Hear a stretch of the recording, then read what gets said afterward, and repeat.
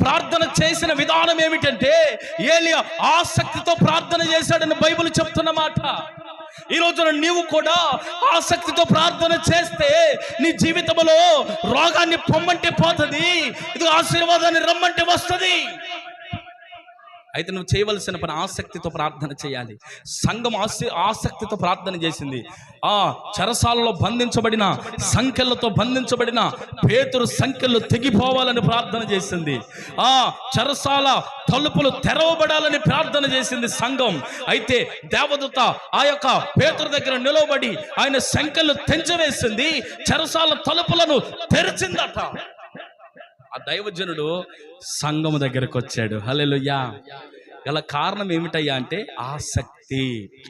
మనం ఆసక్తితో ఎప్పుడైతే ప్రార్థన చేస్తామో అప్పుడు మన జీవితంలో కార్యాలు జరుగుతాయి. మనము ప్రార్థన చేసే విధానం ఎలా ఉంటుంది?